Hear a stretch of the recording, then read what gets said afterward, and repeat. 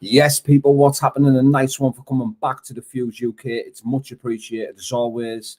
Our next guest on the show tonight, an absolute machine, one of the standout fighters for me on the night. He had an absolute tear up with Cameron Hardy, a great debut for the BKFC. It's none other than Bryan, the big bad wolf Creighton. What's happening, brother? Hello, mate. You okay? All good, mate. How are you? I'm good. Letting my eye heal up, but other than that, hands are healing quite well, and I'm feeling good about myself, body as well. So yeah, all good. Yeah, Cushy, mate. Did you come off with many injuries then?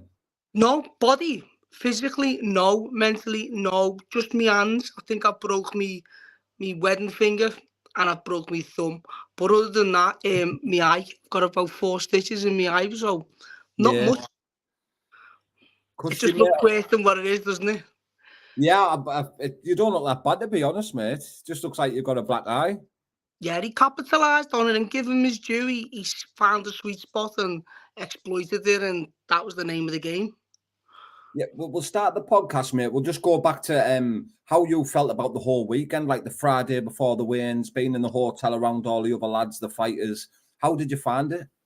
So the production and being in the hotel, yeah, well, that kind of setup is not new to me. It's not a new environment. However, in the MMA environment, I was so used to there being animosity and there's a lot of tension in the MMA environment. Whereas in the BKFC, I was going to weigh in and I was talking to Cameron and I was finding that was really like surreal for me. Because normally you're going for the weigh-in and you're snarling each other out. And with this BKFC, I was like, look, mate, people are actually talking to you prior to going in. And it all makes sense, like two gladiators going to war. They don't want to fight prior to the war. They just want to get on and get the job done.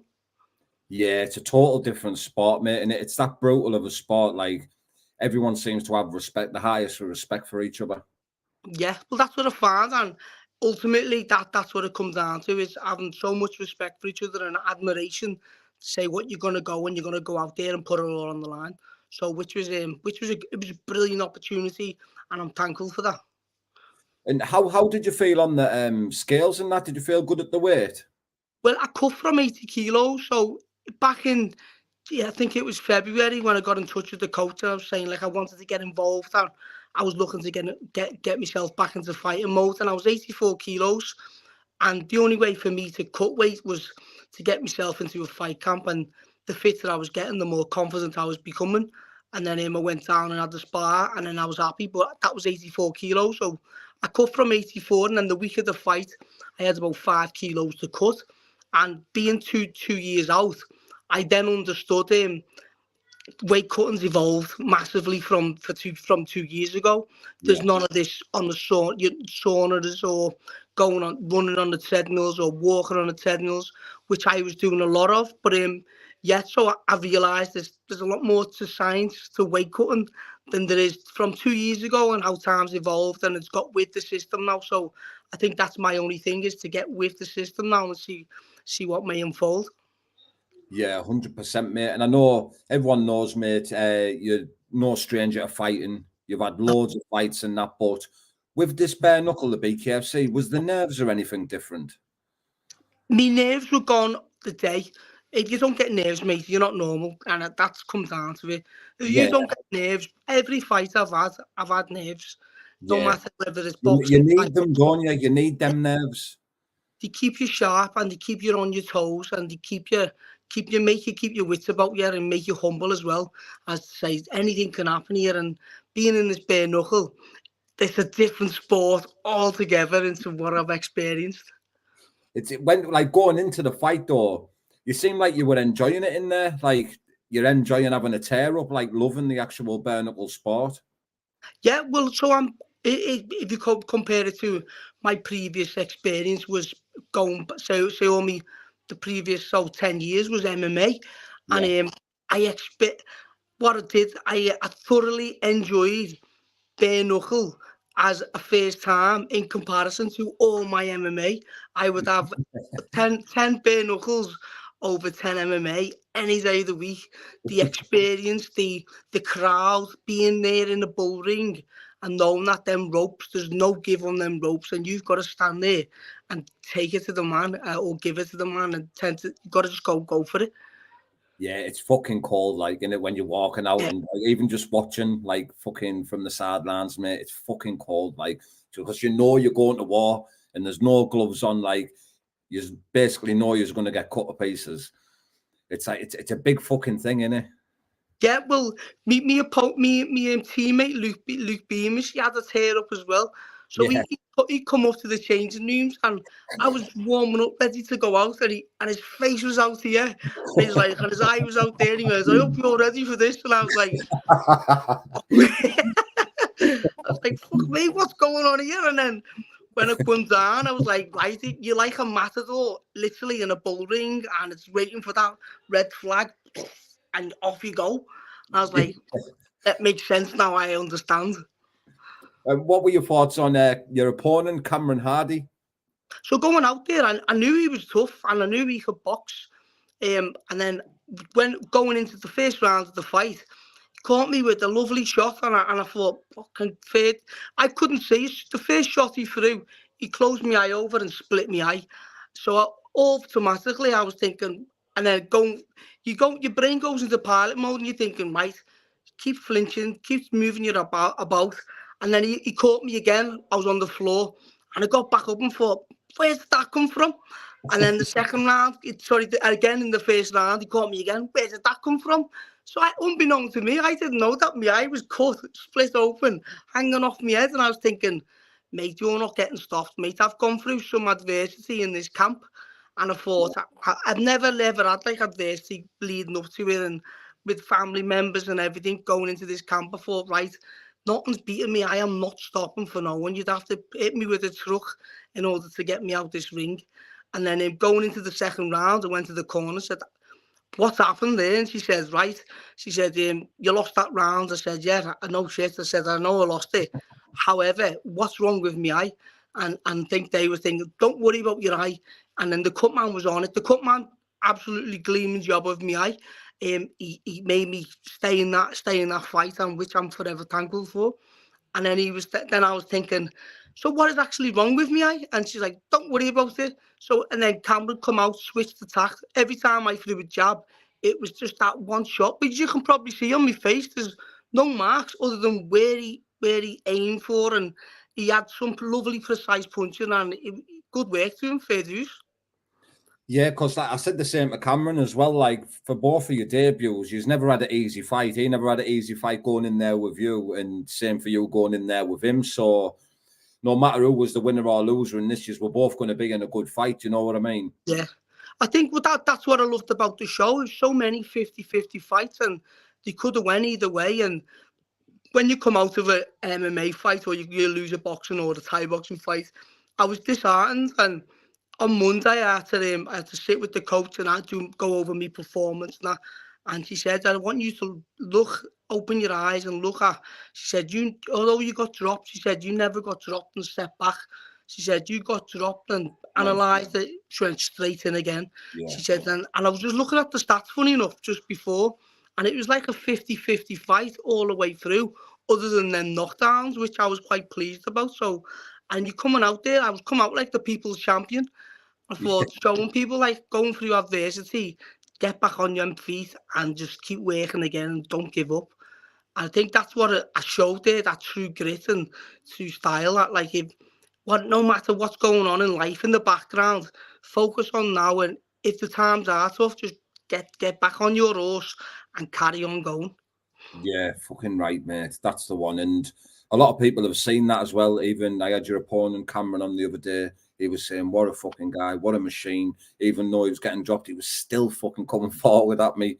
And yeah, well, he phoned me in that, and he said, I don't know how you come at me. He said, no, he said, when someone gets dropped, he said, you kind of, like, I know myself from experience, you know there's nothing in the punches. And he said, you were still hitting hard, and he said, and it still had me thinking, I can't fully commit here. And then I was half thinking, well, I can't see, and you can't fully commit. And I said, well, it was like a 50-50 matchup. He's like, yeah, but he was saying about his shoulder and the inside of his lips and that. So it's just wound healed, but mentally, as long as we're both okay, I think that's what matters. Yeah, of course it does, mate. And I seen that you got a mention of the main man, the president, Mr. David Feldman, on the podcast. Yeah, it's the toughest motherfucker. I'll take that. Yeah, that's class, mate. That's what I mean. Like, there's so many positives that'll come from it. Like, the likes of hearing that off the president, all the fans and that were bigging you up and saying how much of a fucking warrior you are. It surely must just be giving you motivation to get right back in there. Well, it has. So I've spoke to the coaches, and I'd love to get back out in October, and I'm going to go to bantamweight as well. Dropping from all that weight, I was bodybuilding, and now we're back in fighting shape. I'll keep hold of it up and then drop back down. I think I'll go to bantamweight and see how we get on from there. That's the weight in MMA I was doing really well at, and I know I can capitalise there anyway. Yeah, 100%, mate. Have you seen any lads at the weight that you fucking would think would make a good fight for your second fight in? I know Robbie Brown's around that weight. Yeah. And I've sparred Robbie Brown. He's a good lad. And I know there's other than him, I think I was talking to Dan Mohammed, but I think we're just both coming off losses. So I think that could be a potential. However, I would like to go up to his gym and get some training with him as well. So I think there's a lot more. Other than that, no, I don't know if there's anyone else. That's the good thing as well about like the BKFC lot. Like, even though like lads are potentially going to fight each other, it's like a network, like a family, like traveling up and down, and the boys just train with each other and stuff. Do you know what I mean? It's class. Yeah, well, I noticed that they go round and you become, like, as you say, it's a good network of linking in, where sometimes in boxing or MMA, whatever martial art, it's quite cold and nobody wants to spar because nobody wants to give anything away, which you get that. But I think in this BKFC, you can't complicate things. It's about two gladiators standing there, going toe to toe, and making one miss and making them pay. And I said, and you can't faff about on it. That's the beauty about it, I think. And in my head, I'm going through combination after combination, and ultimately, when you get there, it's fucking let's put your hands down and let's see who's the hardest man here. I think the majority of people's game plan goes out the window. Whoop, are you there, mate? Maybe get his phone, might be ringing. See if he's come back in. He'll come back. Hope everybody's all right anyway. There he is. Can you hear me, mate? Can you hear me? Can you hear me? Can you hear me, bro? Hello? Hello?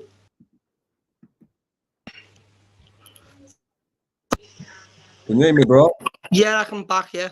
There we are. Yeah, what I was saying there is that I think 90% of the lads who go in there in the bare knuckle, the game plan goes out the window because half a jab can split your face wide open. 800%, like getting it like that. That one shot, never in a million years would I anticipated of me getting cut and wiping my whole vision out. And then you're thinking, right, what's plan B, C or D? And like, well, you're gonna go to plan Z and just stand your ground and just come forward. You know, but when you were actually getting knocked down in the fight, what was going through your head? Like, I'm fucking straight back up. The first round, he caught me. It was 3 times, wasn't it? Yeah. So the first round, the first knockdown, I didn't see it at all, and I was focusing on my eye too much, like trying to think of how can I deviate from distracting him and making him faint. And then as soon as I got a feint, he was bang on my eye, bang on my eye. Then I got up and I was like, I'm not giving in. I can't give in. I've got to show people a true form of who I am and a true form of what people are going through in life today and where I come from. It's not the pleasantest of areas, but a lot of people, and we all stick together. And I thought, I'm not giving up for no one. And for the people who are watching the fight, they want to see me do well. Or if you don't want to see me do well, I'm going to show you that. Listen, I can stand my ground and I can have it with any man. And get knocked down, get back up on your feet, and again, just go for it. Fucking right, mate. And why do you fight, Bryan? Is it the fact of you just love fighting, or is it something that gives you like a balance, a routine to keep on? Like, why do you fight and why bare knuckle? Well, being in the army for so long, I was in the army for 10 years and doing tours of Afghanistan, suffering with PTSD, and then going to the MMA world. in MMA, I was so fixated in the wrestling aspect, the kickboxing aspect, the elbows, the knees, and I seen this opportunity and I thought I'm going to try and take this with both hands. It's the purest form of fighting, and although it is the competing side, yes, I love it. Love competing. I love testing myself. However, it's about giving yourself structure. And mentally, last year I wasn't in a good place, so I'm giving myself that structure to give myself ambition and drive to push myself back on. Yeah, 100 getting bare love in the comments here. I think that every fight. Did you watch the fights back on the night? I've watched a few of them so far. I've watched not all of them, but I've seen them, but I don't want to I've seen a few of them, not all of them. Yeah, your man Luke, fucking hell, that was a min fight between him and Will Rochester. Fuck me. Yeah, they had a barnstormer, didn't they? I've seen that one. Just holding each other like that. The old Americans on Pride, just taking each other, going for it. Yeah, I think as well with the bare knuckle and that, like when people have took knees or went down like quite easy, like and the grief they get for it after. I think the fighters will just have that in their head now. Like, I'm not fucking going down. Like, that's it. Yeah, I think that whole fight in general, I've stood my ground. I've been put down 5 times.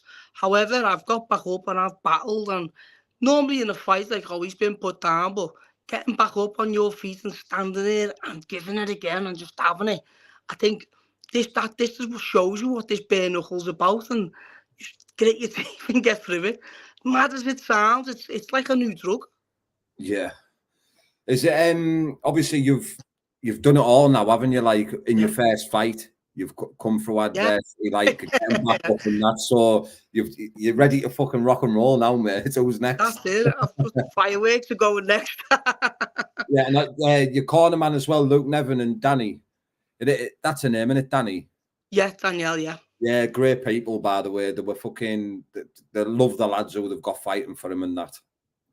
But I think given like the bond that you find with your coaches and how they push you on, and they're only there to protect you and motivate you at all times. And there's sometimes in that camp where I was like, listen, I want to rest.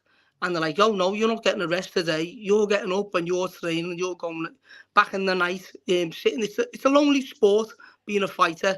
And I can imagine it's also being a lonely sport for the coach who's fighting the fight, who's coaching the fighter. Because when you're in the gym at 9 o'clock at night, everyone's gone. They want to go home to the kids. So do you. And it's only one way out is to get you trained and get you home. So they're spending enough time with you. And I'm really grateful for that. Yeah, definitely, mate. And before we wrap it up, Bryan, is there anything else you want to share with us, mate? Any sponsors, anything like that? Yes, I'd like to thank Donna Velosa in Velosa Therapies for massaging and keeping my body in good shape. And even now, today, I've had a massage and I'm still feeling fit and ready. It's just obviously wounds and that, which they'll go. Space Booth for all aesthetic needs. SAS that's again aesthetics. And I'd like to thank CP Hood and they for the sponsorships and keeping me going, which is really grateful. Rejuvenate Kokoro flotation tanks. In one moment, I'll try and get it through another one. Rejuvenate Kokoro, SAS. I think one moment, Rejuvenate Kokoro, SAS. Do this all the time. I'll do this again. And then I think I know one of them, but I daren't fucking say it in case there isn't one. But it's like catchy. Is it fungi or something? What'd you say? Fungi Bros or something like that. Fungi Bros. Do you know what? That's one of the main ones. So give Fungi Bros a special shout out for the lion's mane, keeping me focused, and the ashwagandha. So everything they done was all mushrooms, and of course mushrooms for performance, which I found I was normally using a pre-workout. Yeah. And not once in this camp did I choose to use a pre-workout. It was lion's mane that kept me mentally focused and just going throughout. So yeah, that was a big one, and I appreciate that.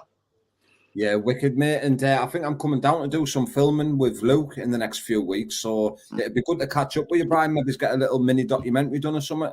Oh, 100%. I'll be there. So yeah, it'd be good to see you. Yeah, wicked, mate. I really appreciate you coming on tonight as well, mate. And I hope you enjoy the rest of your night, bro. No worries. Thank you, Tommy. See you later. See you soon, Bryan, mate. Bye now. Bye. Yes, people. Bryan Creighton, the big bad wolf. What a boy, what a machine. Can't wait to see this man back in the circle. Who have we got in? Big shout, Jack Culshaw, Sean Wigan, David Lee, Jay, John Joe, Rick Doherty. Big up Rick Doherty, RSD Transportation and Recoveries, sponsor of the Fuse UK. Been there since day dot, you know. And Noir Boxing, another sponsor for the Fuse UK. I'm going to wrap this up now, so it's a separate podcast, but I appreciate everybody who's tuned in. Stay tuned for more post-fight interviews from BKFC Newcastle.